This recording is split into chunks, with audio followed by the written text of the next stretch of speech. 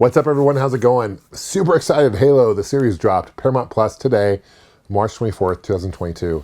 And I want to just do a quick video and share my thoughts on it. And before I dive too much into it, spoiler alert, there are going to be some things I talk about in this particular episode 1. So if you haven't seen it yet and you plan on seeing it, please watch it first. Come back. I don't want to be the one to spoil it for you. So just a heads up there. Now, also want to mention this. I wouldn't consider myself a diehard Halo fan, right? I definitely appreciate the series. I love it, the game. Played every single one, right? I think I've only beaten like maybe Halo 1 and 2 completely, to be completely honest. But I'm playing Halo Infinite right now. I'm about three quarters of the way done. Really enjoying it, right? So it's kind of one of those things I take my time playing these games and enjoy the story, right? The Halos, the campaigns are great, but obviously a lot of people play it for the multiplayer, which I'm terrible at, to be honest. So I don't really play it multiplayer much. But having said that, I was going into the series with kind of open mind. I've heard just initially that this series was not going to follow the plot of the games, which in a way is a good thing. We're seeing a new story, right? But it is completely different, right? At the very end of this episode, Master Chief takes off his helmet. And I think that was a shock for a lot of us. And I don't recall in the games anywhere, please correct me if I'm wrong, that Master Chief, you see him with his helmet off. And if he does, please let me know. But at least in the first second game, I don't think you see that. And maybe later on in the other ones, whatever. But kind of surprised. I think they did that to humanize him for sure and make him relate to this gal who was kidnapped and had her family destroyed, right? But the first 20 minutes of this episode were incredible. It's about 58 minutes in total, first episode. But first 20 minutes, incredible action. Spartans drop. The Covenant aliens are all like taking out everyone, right? Their shields are crazy. That the humans' weapons are not penetrating them, and the Spartans come in, and they're almost treated like superheroes, right? I mean, they come in and they drop down. Master Chief's leaping, just crazy leaps. Super awesome special effects, amazing, and the music is amazing as well. But it wasn't until like the last 5 minutes of this episode where you hear the iconic Halo. Like I always think of like monks, like the singing, right? Oh, you actually hear that in the last 5 minutes, like briefly, right? So it wasn't in the intro, it wasn't anything like that. That's kind of iconic Halo theme song. But towards the end, it's definitely a huge cliffhanger. Master Chief is really pitted against now not only the Covenant, but also the UNSC, which are supposed to be the good guys, right? But in this episode or the series, they make them paint out like, they paint them as like bad guys too, right? Kind of shady, kind of alternative motive kind of situation.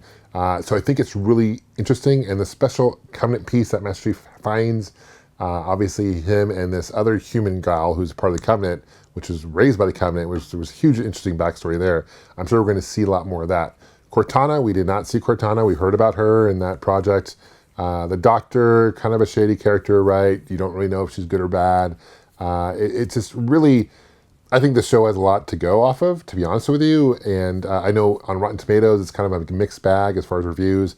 Critics have given it like a 58% out of 100.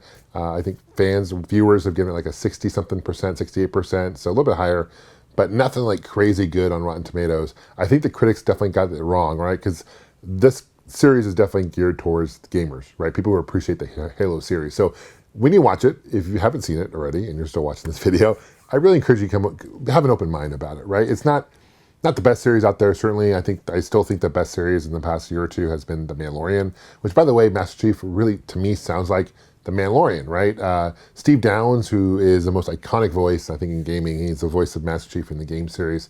I've actually met Master Chief personally. He's come out to Game on Expo as a guest to my event several times. Jen Taylor, also, who voices Cortana, I've met before several times. She's come out to Game on Expo, my event, several times. Super cool people. She's actually in this. She's Cortana. She's actually, there's controversy there too, because she's not really fully blue like in the game. And they're like, oh, she's not blue.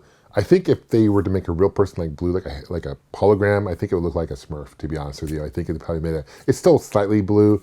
But yeah, Steve Downes is not a part of this, unfortunately. But I do think the voices are good, but it's not Steve Downes. It's a different voice, right? I think they have a lot to go after with the Halo. I think Halo makes a perfect live action, and production value top notch. This is Showtime who put this together, so they have a huge budget. It's almost like a movie quality budget. And I'm really excited to see where this show goes. So again, let me know what you guys think in the comment section below. If I were to give this like a 0 to 10, 10 being phenomenal, 0 being the worst show I've ever seen, I'd probably give this like a 7.5, to be honest with you, as far as where it is right now. It doesn't follow the game. No, the characters are definitely there. I think you'd appreciate it. Go into it casually. Don't expect like the best show ever.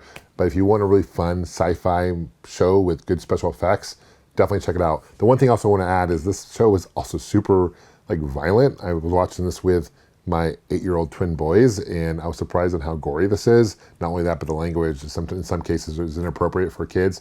So I was kind of like, when I watch with my kids. So just a heads up there. Different than the show, the game. Even though the game's a shooter, you really don't see that much blood because you're really firing at Covenant characters, right? So there was like a scene where a gal got her leg blown off, and or the blood splat on the face or whatever. Super gory. Overall, I'm really happy. This is a really great year to be a gamer, and when it comes to media for movies and TV shows. Sonic the Hedgehog 2 comes out next month. I'm excited for that, and really enjoyed the first one.